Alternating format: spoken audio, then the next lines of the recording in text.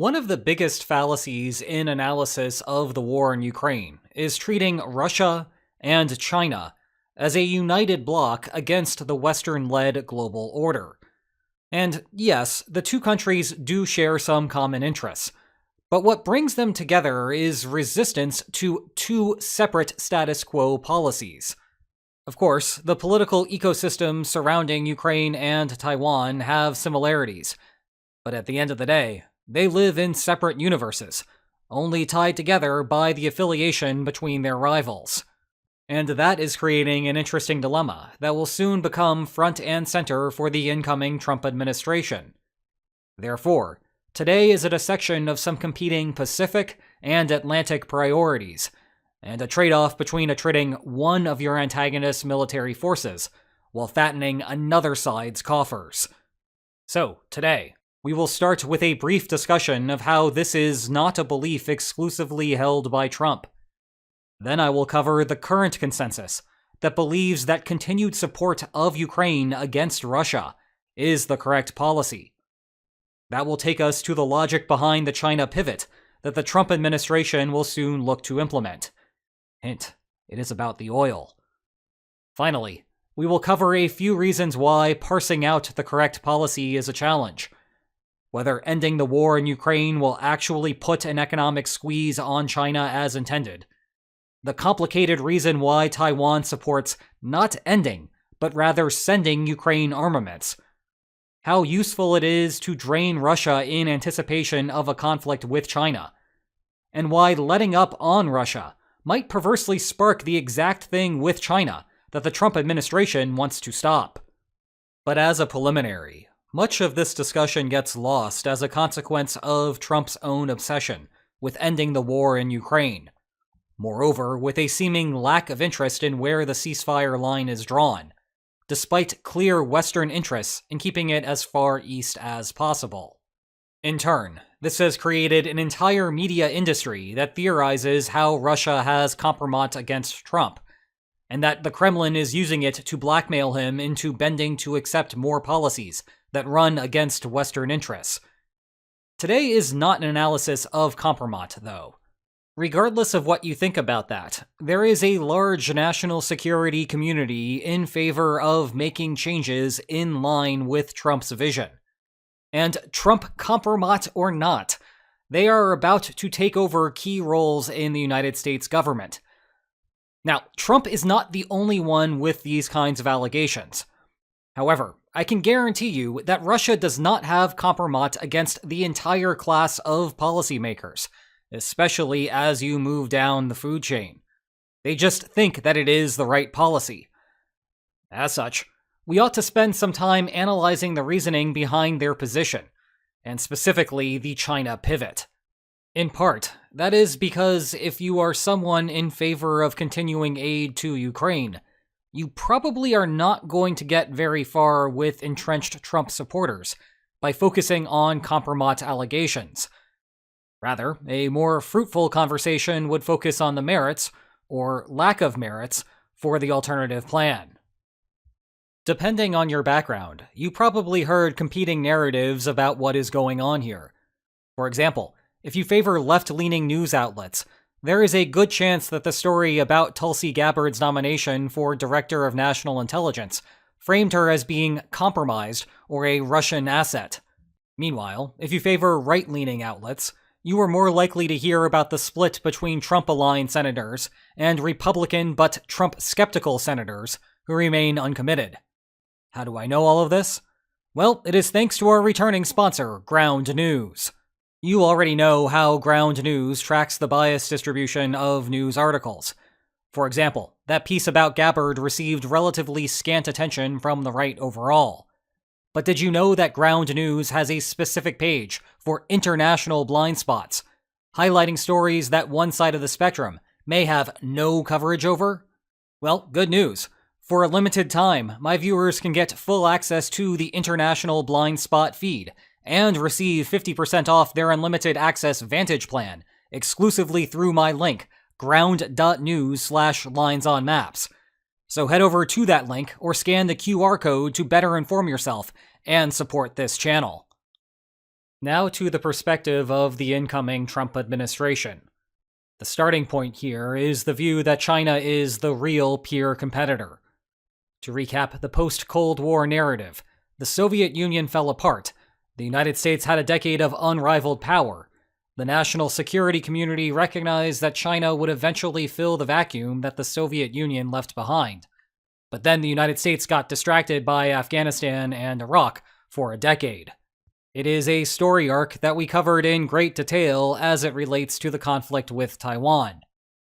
Finally, though, just as it seemed like the United States was on track to turn its focus across the Pacific, Russia invaded Ukraine. From the Trump administration's perspective, Russia is not a peer competitor. Not like China, anyway. It is a nuisance in Ukraine that ought to be stopped, but not at the cost of turning Ukraine into this generation's Afghan light or Iraqi light distraction. Now, the current consensus in Washington and Europe is that fighting Russia in Ukraine is actually beneficial in the long run for stopping China. The idea here is that Russia and China share a limitless friendship. Therefore, if one day a broader war begins involving China, then Moscow will support Beijing. In turn, the more attrition that Russian troops suffer in Ukraine, the worse positioned Russia will be to provide assistance at a later date. Moreover, Ukraine is not a country that normally would figure into a China-centric conflict. Thus, to use a rather cold-blooded analogy, Ukraine is a chess piece that is on the board, only because Russia has walked into the situation. You get the sense that this possibility at least somewhat concerns Beijing, given Xi's apparent ambivalence about a coalition partner at war. Insofar as the theory holds, the United States is better off exerting effort today to help Ukraine cause disproportionate damage to Russia. That limits what Russia can bring to the table later, leaving the Taiwan coalition in an even better relative position. However, it is not much of a dilemma when the choice is obvious, and given the Trump administration's premise from earlier, there is a competing claim that the United States needs to scale down. The main problem here is money and a lack of crinky cohesiveness. And if you're asking yourself, what the heck is a crinky, please just give me a minute. On the money side, the war in Ukraine is making China rich. Sanctions placed on Russian energy exports mean that Western importers are no longer bidding up the price on the global oil markets. As a result, China can pay rock-bottom prices, with the only serious competitive pressures coming from India. That has turned into an economic lifeline for Beijing, which is otherwise staring down a massive real estate bubble and a tepid post-pandemic recovery. Of course, China making money is not directly a problem for the United States. In fact, security concerns aside, a more developed China creates new consumers for American goods and services. But in the midst of a geopolitical rivalry, more money leads to more armaments, and more armaments means more coercive power on dimensions that the United States cares about. Now, if Russia and China were truly inseparable regarding security affairs, then funding the Ukrainian war effort would still be the right call. For every cheap barrel of oil that China buys, Russia takes a hit compared to the market price. The process would represent a cash transfer from one side of the partnership to the other. But from the perspective of an outside rival, the net economic effect is a wash.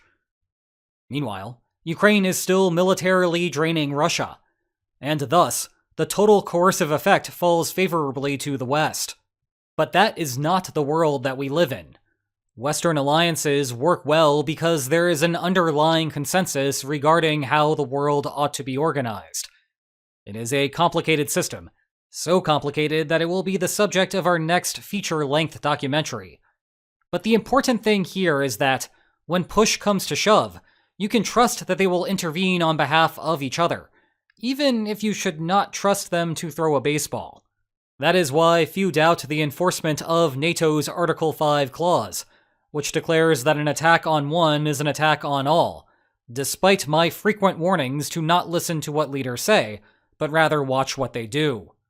In contrast, consider the cranky countries, that is, China, Russia, Iran, North Korea, and Yemen's Houthis. And if you hate that name, take solace in the fact that Assad is gone, because previously it was the Crinkies, and I do not have space for all of that on my screen. Syria or not, they have been the subject of newfound attention worldwide since February 2022, but do not share a common goal. Rather, they share a common means to various different ends. The means is a dismantling of the Western-led liberal order. The ends are all over the place. But the key thing for now is that China does not really care about whether Russia captures Ukraine. And it is not a secret either. China often votes as much in the United Nations. But at the same time, Russia does not care much about China capturing Taiwan. As a result, Moscow can draw support from other cranky countries, but the relationships are transactional, like money in exchange for North Korean soldiers. Compare that to Western aid for Ukraine, where military supplies head to Kyiv, but currency is not really coming back in return. Sometimes the transfers are in the form of loans, but then suddenly the loan is forgiven. Consequently, it is possible that in a war between China and Taiwan, Russia mostly sits on the sidelines, similar to how China has mostly sat on the sidelines with Ukraine, happy to take the cheap oil, but not jumping to ship Moscow its desired metal.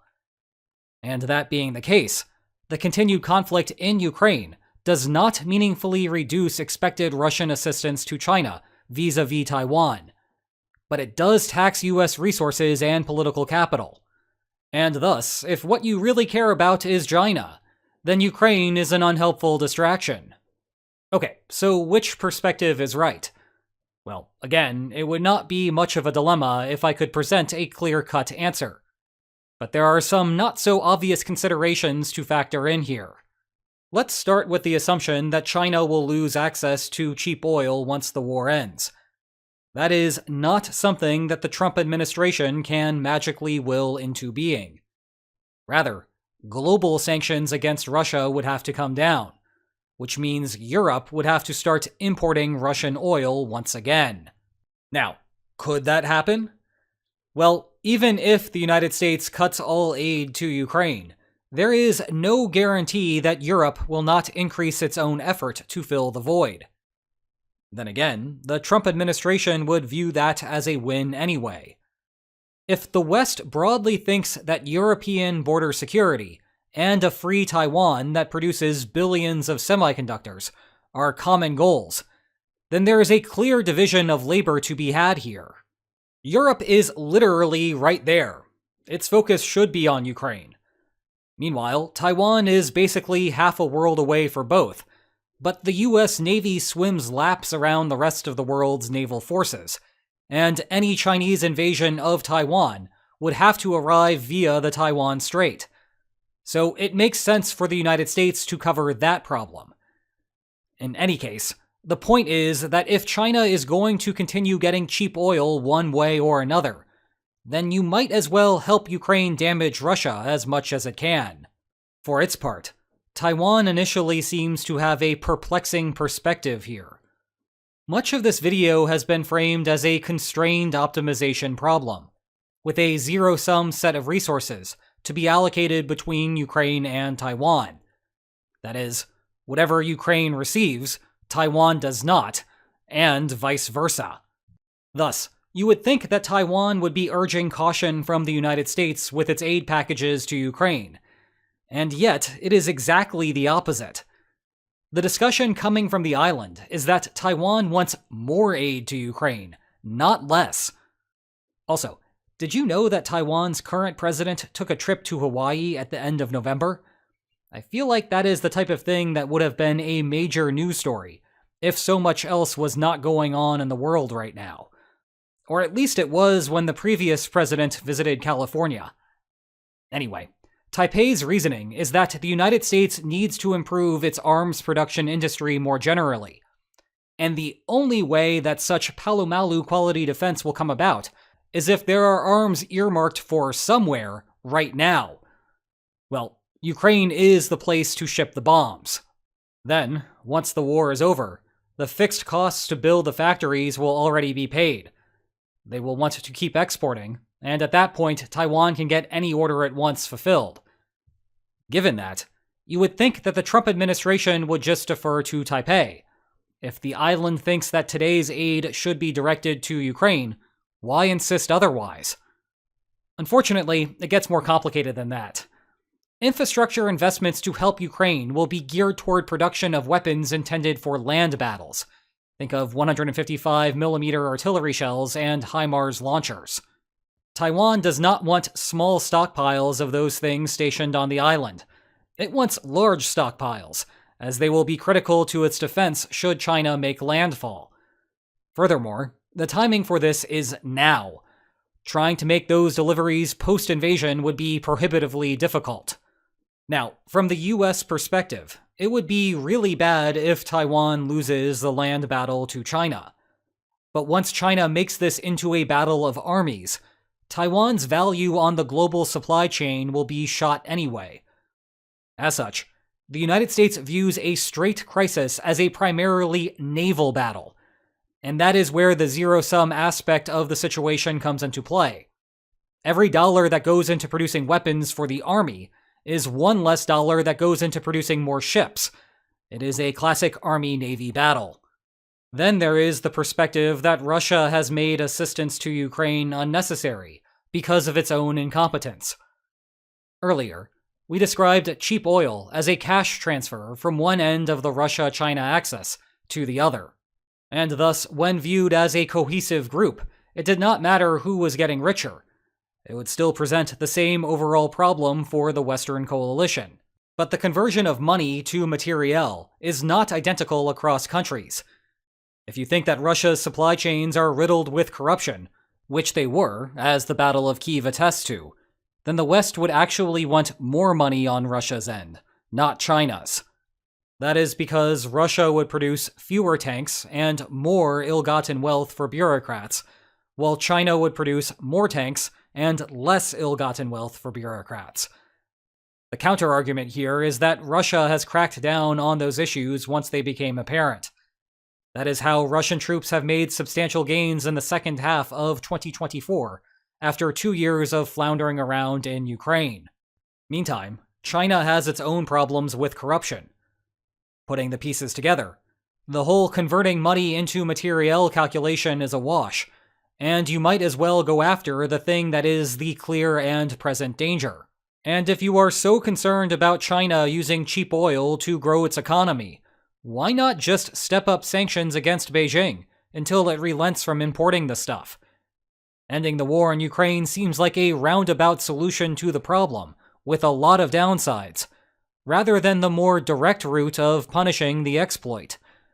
And it is not like Trump needs an excuse to put sanctions on another country. Finally, I will leave you with a more complicated incentive that I have not yet seen be a part of the conversation. If there is one thing that you should have learned from this channel, it is that wars are inefficient, and that gives rise to a set of possible settlements, which, in principle, are mutually preferable to war. But if there is a second thing that you should have learned, it is that we cannot intelligently discuss how to manipulate a conflict without first articulating the bargaining friction that is either currently forcing a war to continue, or could potentially cause a war to start.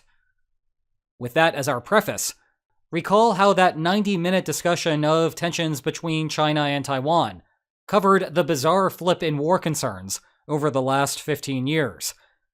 Namely, once upon a time, the worry was that the United States or Taiwan would have incentive to initiate a more active conflict at a time before China had completed its rise in power. But then China's economic woes and plummeting birth rate suddenly made it seem like China was currently at the peak of its power. How the turntables. China will soon hit a steep demographic decline, and thus the onus is on Beijing to start the conflict.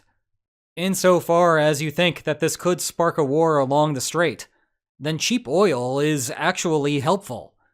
Every day that China does not invade is a long-run win for Taiwan and the West.